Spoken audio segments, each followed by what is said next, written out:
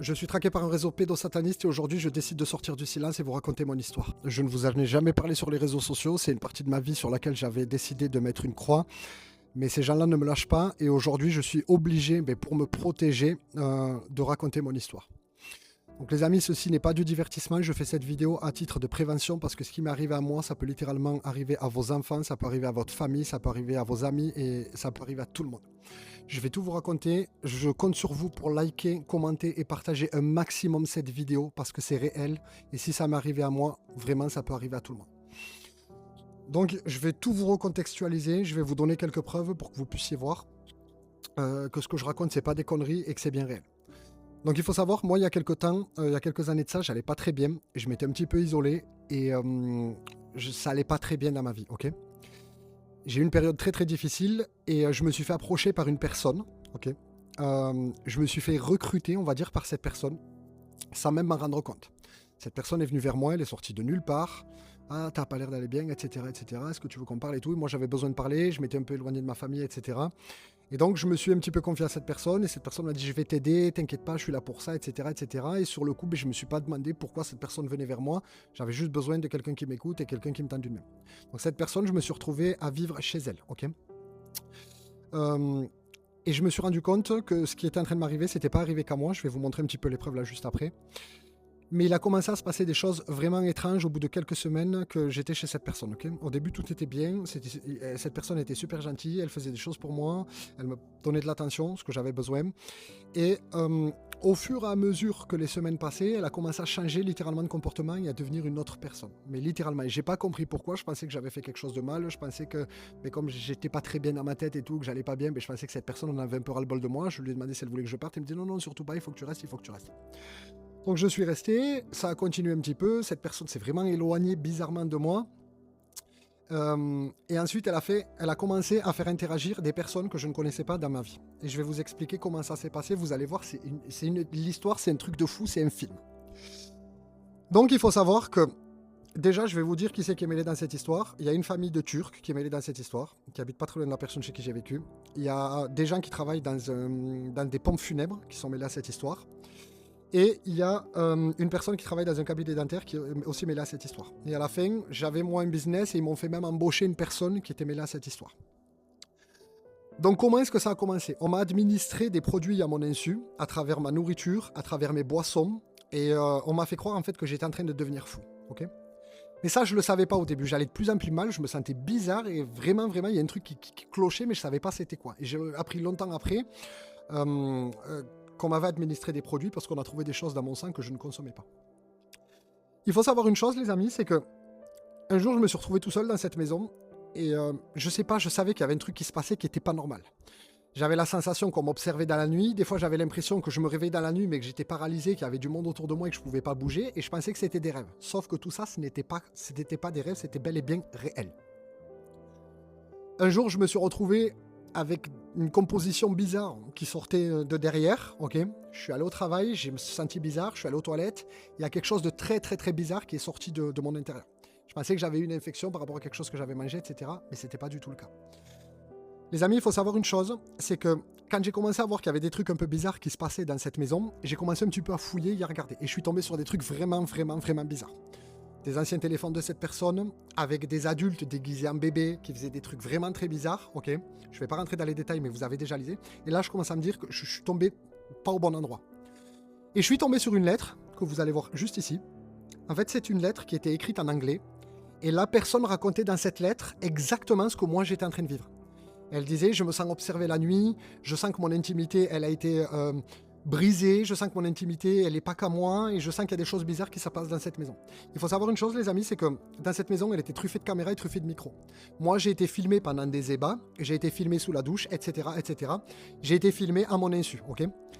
Et j'ai commencé à soi-disant entendre des voix. Il faut savoir que la personne chez qui je vivais, elle avait donné accès au Bluetooth de la maison, il y avait des enceintes partout, et en fait il y a des gens qui se connectaient au Bluetooth et qui parlaient à travers les enceintes. Et la personne avec qui je vivais, elle me disait, mais Mehdi, mais t'entends des voix, mais ça va pas. Je lui dis, non mais il se passe vraiment quelque chose de bizarre et tout, je reçois des menaces, je reçois des trucs. Et en fait, dans les enceintes, on entendait, tu vas te foutre en l'air, tu partiras plus jamais d'ici, t'es à nous, t'es à nous, t'es à nous, on t'a filmé en train de faire des trucs, on va envoyer tout ça à ta famille, si tu parles de ça, on va tout envoyer à ta famille. Moi, le premier truc que j'ai fait, j'ai appelé ma mère, j'ai dit, écoute, il y a des gens qui vont t'envoyer m'envoyer sur Facebook, apparemment, parce qu'ils avaient dit que c'était sur Facebook, des vidéos de moi en plein les bains. Ok, ma mère elle m'a dit, ils peuvent m'envoyer ce qu'ils veulent, j'en ai strictement rien à faire, ta vie privée, je la respecte, il n'y a pas de souci. Et à ce moment-là, quand j'ai vu que ma mère était derrière moi et que j'avais trouvé cette lettre, je me suis dit, je peux pas me laisser faire, c'est impossible. Donc je vais rester dans cette maison et je vais démêler l'histoire. Et moi, j'ai commencé à enregistrer avec mon téléphone, etc., etc. Et ces gens-là, en fait, quand ils ont vu que j'avais des preuves, ils ont commencé à accélérer la cadence. Donc en fait, ils me mettaient des produits de plus en plus, de plus en plus, de plus en plus. Et un jour, j'ai pété les plombs parce que je savais que j'étais sous-produit et que j'allais pas bien. Je me suis littéralement énervé. Je me suis retrouvé avec les gendarmes à la maison et on a essayé de m'enfermer dans un hôpital psychiatrique. Et la personne qui avait écrit cette lettre, elle s'est retrouvée enfermée dans un hôpital psychiatrique. Et là, je me suis dit, je suis tombé sur une vraie équipe, sur quelque chose de très dangereux, de fou.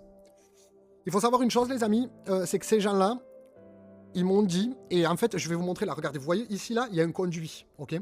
Donc la personne avec qui j'étais, quand j'étais d'un côté de la maison, elle faisait rentrer une ou deux personnes par ces conduits-là, donc qui étaient sur le toit, et ces gens-là parlaient aussi à travers les ventilations de la maison. Et en fait, ils me faisaient croire que j'entendais des voix.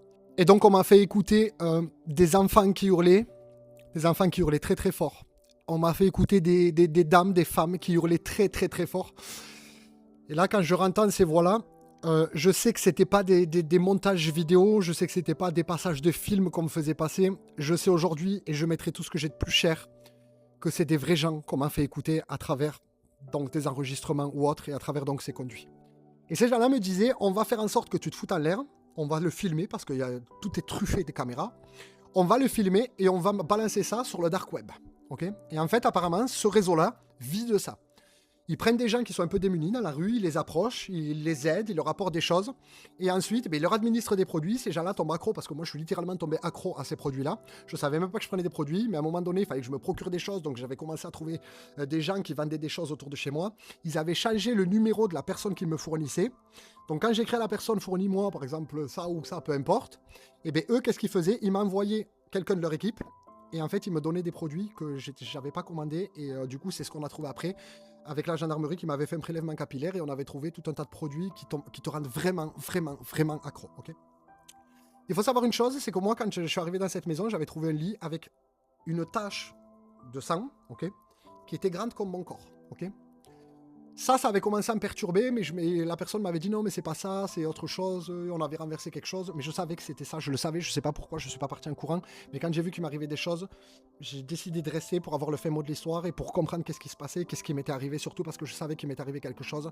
Et j'ai mis longtemps à l'accepter, mais ça m'est arrivé. Et là, ça m'est arrivé, c'est comme ça.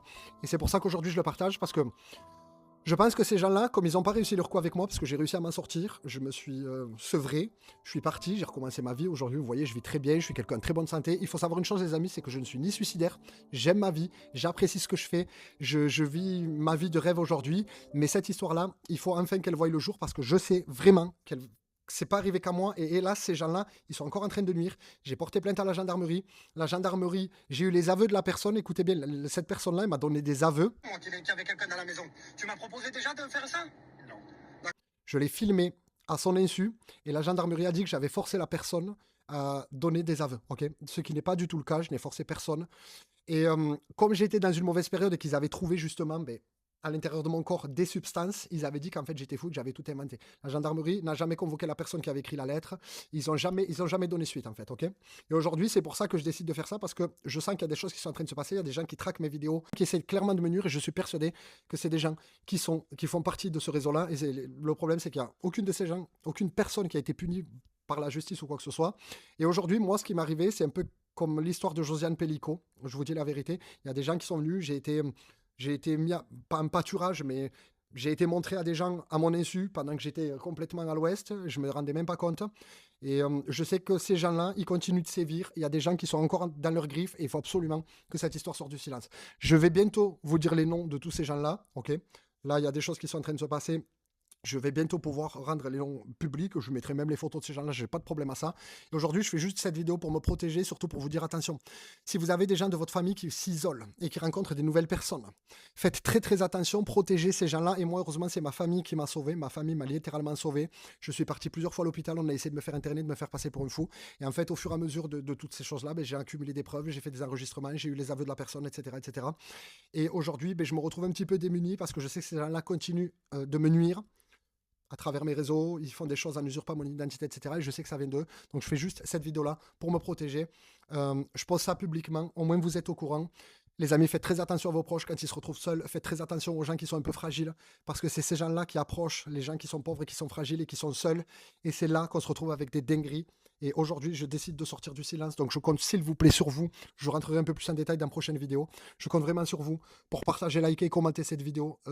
Je vous dis, c'est pas du divertissement, c'est réel. Et je rentrerai plus en détail dans les prochains jours.